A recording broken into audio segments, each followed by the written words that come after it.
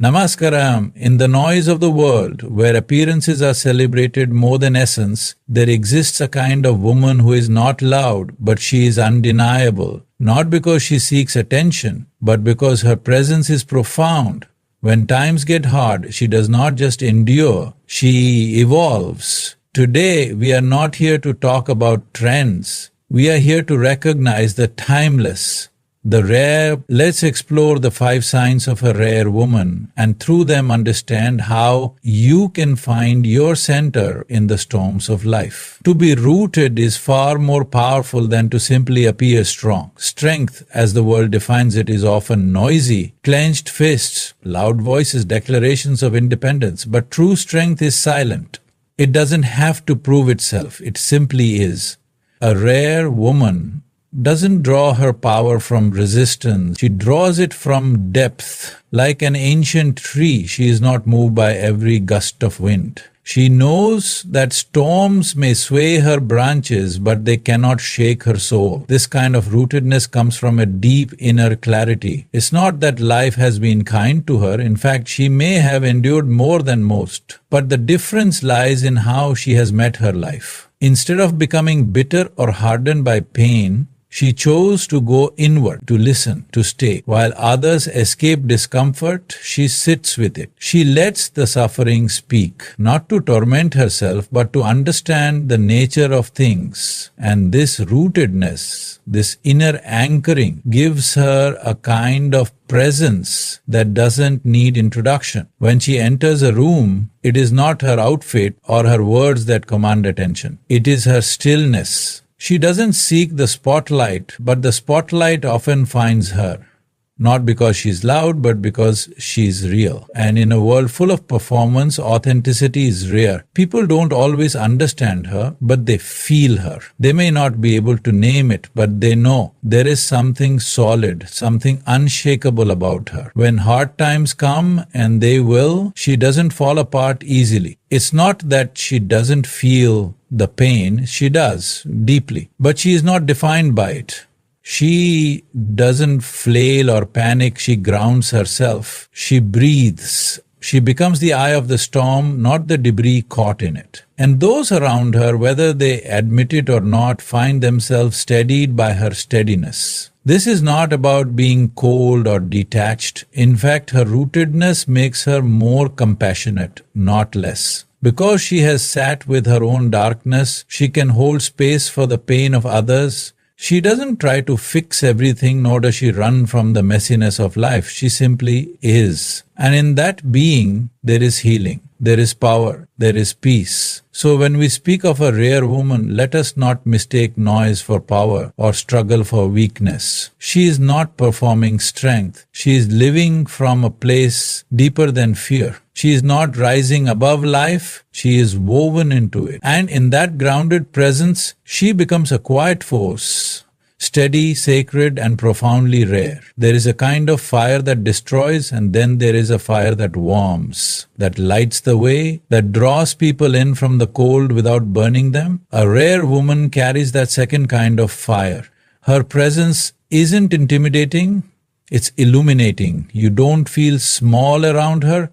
You feel seen. You don't feel judged. You feel remembered. As if some part of you'd forgotten suddenly returns just by being near her. Her fire is not rage, though she has known anger. It's not pride, though she has every reason to stand tall. It's not ego, though she has tasted victories and endured betrayals. Her fire is born from a deeper place. It is the quiet power of someone who has walked through her own ashes and didn't come out seeking revenge but renewal. She doesn't want to burn the world down. She wants to warm it, feed it, offer light where there's been too much darkness. There's something rare about a woman who knows how to hold her fire with grace. She doesn't explode easily. Not because she doesn't feel things deeply, but because she's learned the art of transmutation. Pain doesn't stay pain in her hands. it becomes poetry.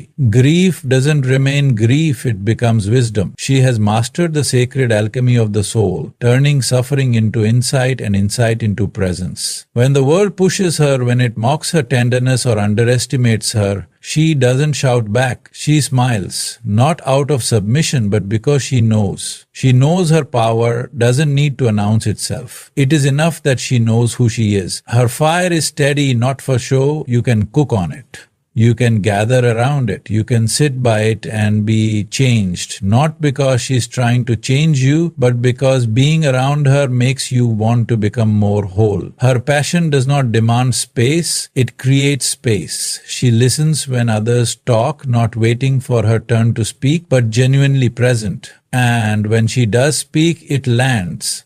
Not because her voice is loud, but because her words are rooted in truth. Not opinion, truth. The kind you don't argue with because it doesn't come from books or borrowed beliefs, but from life lived with open eyes and an even more open heart. She has fire, yes, but it is disciplined. It is guided by something greater than impulse. She has learned not to react but to respond. She doesn't chase chaos, she brings order without domination. She is not interested in winning at the cost of connection. She knows the kind of fire that leaves others in ashes is not power. It's pain wearing a mask. And she has no use for masks. In difficult times, people naturally drift toward her. They don't always know why, but something in them recognizes something in her. The steadiness, the safety, the soul, she burns, but never recklessly. And that kind of fire, it's not just rare, it's sacred. There is a kind of transformation that demands applause, announcements, and evidence, but that is not the path of the rare woman. Her transformation is silent, unseen by most, and yet it is profound.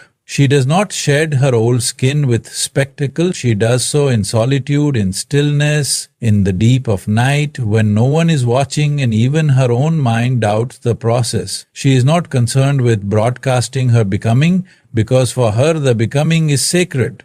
There are seasons in her life when everything familiar begins to fall away. People, places, beliefs she once held with conviction, dreams that no longer fit her soul.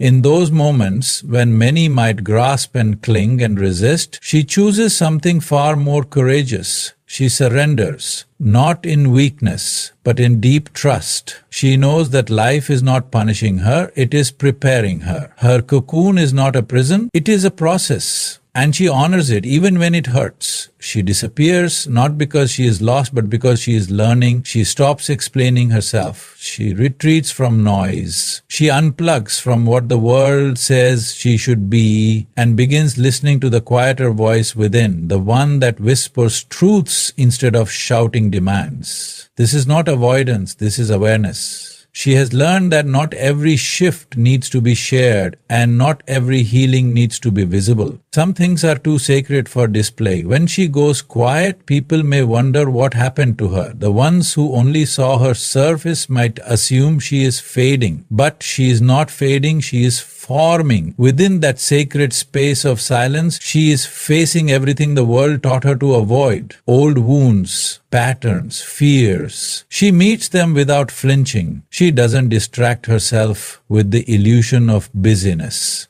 She sits in the raw, uncomfortable truth of who she's been and begins the slow work of becoming who she really is. And when she returns, she does not come back the same. She doesn't need to announce her growth. You can feel it in the way she speaks with more intention, in the way her eyes hold more depth, in the way her silence now feels like wisdom rather than absence. She may not be louder, but she is clear. She may not move faster, but her steps are more sure. Her transformation is not an event. It is a becoming that never ends, a cycle that continues like the moon waning and waxing. This quiet evolution is what makes her rare, because in a world obsessed with speed and spectacle, she chooses slowness and soul. She understands that true transformation is not about changing how the world sees you, it's about changing how you see the world. She no longer wants to impress, she wants to embody. She wants her life to feel aligned, even if that means it looks different from what others expect. She is not in a hurry. She knows that anything real takes time, that blooming too fast can mean withering just as quickly. So she honors the phases, the doubt, the dark, the letting go. And in doing so, she teaches something quietly revolutionary. That you don't need to be seen to be evolving, you just need to be true. There is a strength that roars, and there is a strength that simply rests in its own stillness. A rare woman does not seek to dominate, she does not need to prove her power. Because the most potent kind of power is peace. And peace is not something you stumble upon when the world goes quiet. Peace is what you carry inside you when everything around you is falling apart. That is where her mastery lies. She doesn't run from conflict, but she doesn't chase it either. She has seen the futility of endless argument, the illusion of winning when connection is lost in the process. She is not here to be right at the cost of being real. Her words are few when tension rises, not because she is afraid, but because she has learned the cost of noise. She knows that true power does not compete. It creates space, it listens, it waits. And when it speaks with clarity, not chaos. People often mistake her calm for indifference, but it is not that she doesn't care. It is that she cares differently. She no longer gives her energy to battles that only drain her soul. She knows her peace is sacred, and she guards it not with walls, but with wisdom. It's not that she hasn't been pulled into drama before. She has. But every time she did, it took something from her. Her clarity, her joy, her center. And now she knows her peace is too precious to gamble with someone else's storm. This peace she carries is not the kind that comes from ease or luxury. It was born in fire, forged in moments where she had every right to scream, to strike, to crumble. But instead, she chose to breathe. She chose to feel every aching emotion and let it pass through without letting it take root. She let the pain shape her but not shatter her. That is not avoidance. That is wisdom. That is strength in its most graceful form. She moves through life slowly, intentionally, no longer rushing to fix what is broken or hold on to what is slipping. She lets things unfold. Not because she is passive, but because she trusts. She has stopped reacting to every provocation because she understands. Not everything deserves a response. Some things are simply echoes of someone else's pain, and she no longer feels responsible for carrying that weight. When others panic, she remains grounded. When others lash out, she steps back. When the world spins in noise, she returns to silence. Not as an escape, but as a return to herself, to what is real. She doesn't need attention to feel valuable,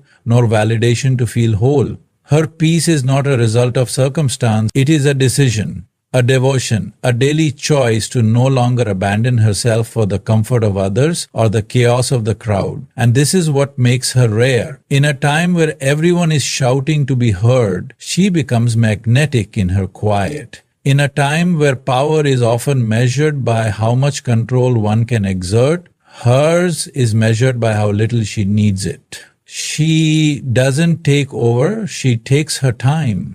She doesn't seek the center of the room. She becomes the calm at the center of herself. And that is a kind of power that cannot be taken, only deepened. She does not walk alone, even when it appears that way. Her path is not carved solely by her own effort or intellect. It is guided by something deeper, something timeless. A rare woman does not live only by what she sees, hears, or touches. She moves through life with an invisible compass, a quiet alignment with something far beyond the surface of this world. Her rhythm is not set by the clock, but by a sense of the eternal. She listens to life differently. Where most seek answers in noise, she listens for whispers, the subtle nudges, the quiet knowings, the moments of inexplicable clarity that arrive without explanation. She does not rush to make decisions based on fear or pressure. She pauses, she senses, she aligns, because she knows that anything not rooted in truth will crumble eventually, no matter how shiny it seems at first. She has no interest in building a life that looks perfect but feels hollow. This connection to something infinite is not based on religious routine or external display. It's not in rituals performed for others to witness. It is internal, intimate, a lived experience. She may not have the words for it, and she does not need them. She feels it in the stillness before dawn, in the way her intuition speaks, in the way her heart knows when to stay and when to go. There is a divine intelligence moving through her, not because she is trying to control it, but because she trusts it. This trust is what sets her apart in hard times. While others fight to hold everything together, she knows when to let go, not out of defeat, but out of deep awareness that life has seasons and winter is not the end but part of the cycle. She has stopped trying to force spring when the soil is still frozen. She waits. She tends to her spirit. She remains faithful to the unseen, even when nothing makes sense, because she has learned again and again that grace moves in silence, and often only the patient can see it.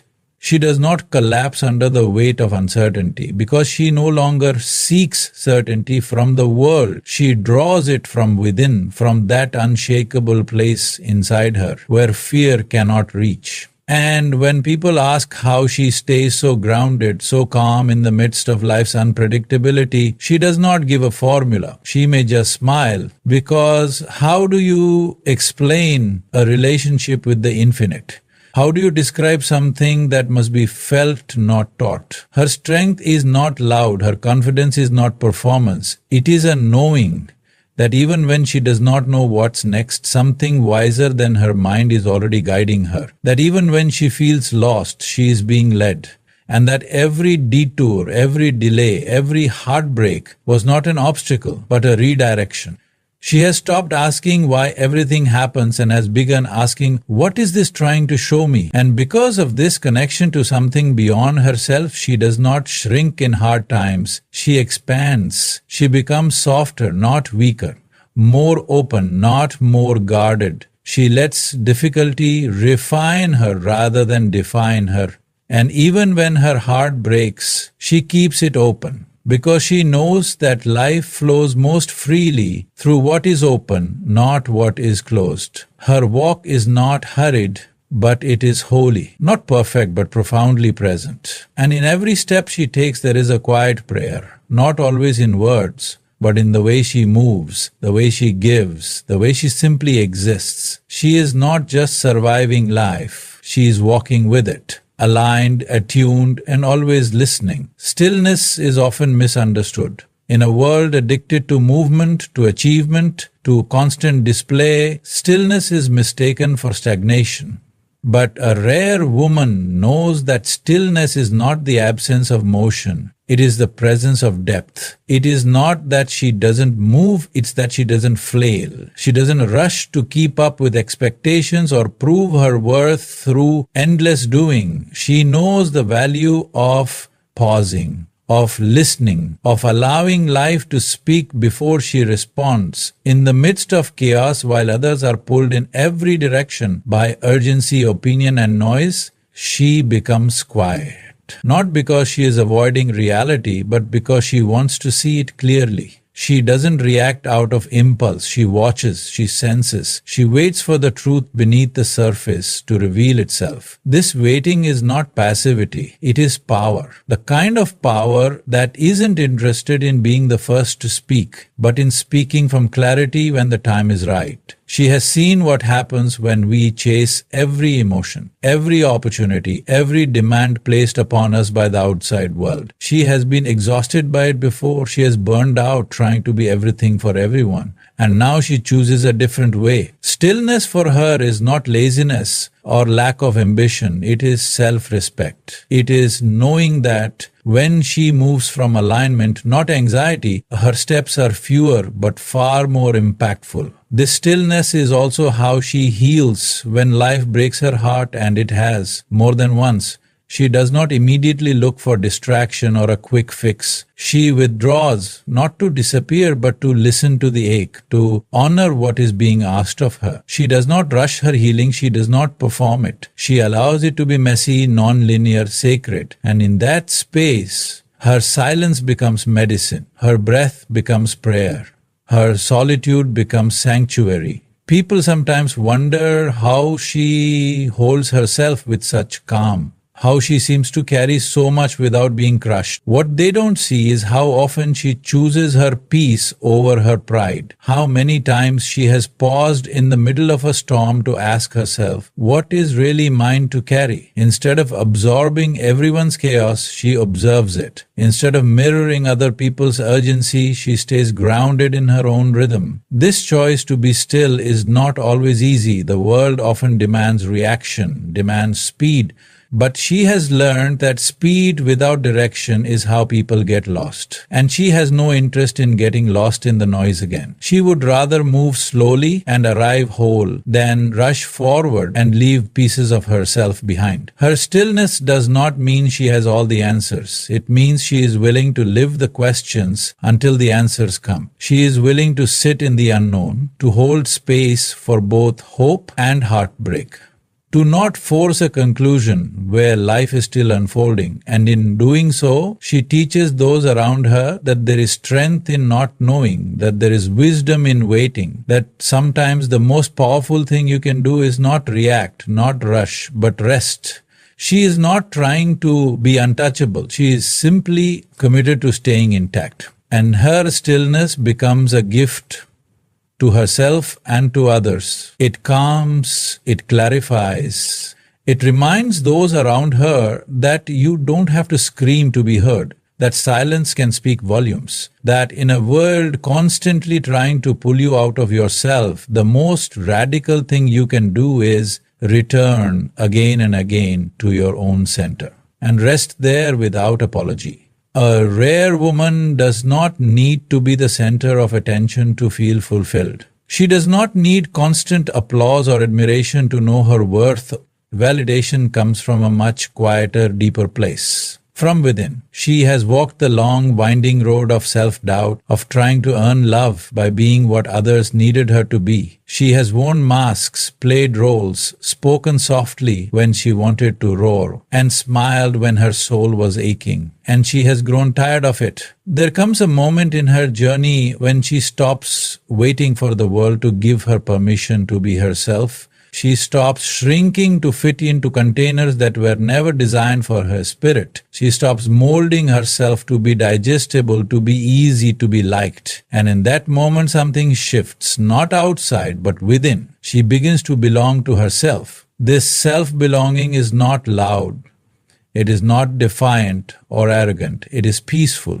It is the kind of peace that comes when you no longer need to be chosen, because you have chosen yourself. She no longer looks outward to feel seen, she sees herself. She no longer waits for someone to notice her light. She tends to it quietly, faithfully, like a sacred flame that must never go out. And because of that, her radiance is not dependent on external fuel, it is sustained by her own breath. She knows her value is not in what she does for others or in how perfectly she performs. It is in who she is, beneath the roles, beneath the expectations, beneath the project. And because of this, she no longer bends every time the world tries to shape her into something else. She may listen, she may reflect, but ultimately she returns to her own knowing. She trusts the inner voice, the one that whispers, even when it contradicts the crowd. This self-containment gives her a rare kind of freedom. She is not easily swayed by trends or flattery. She doesn't chase attention because she has learned how empty it feels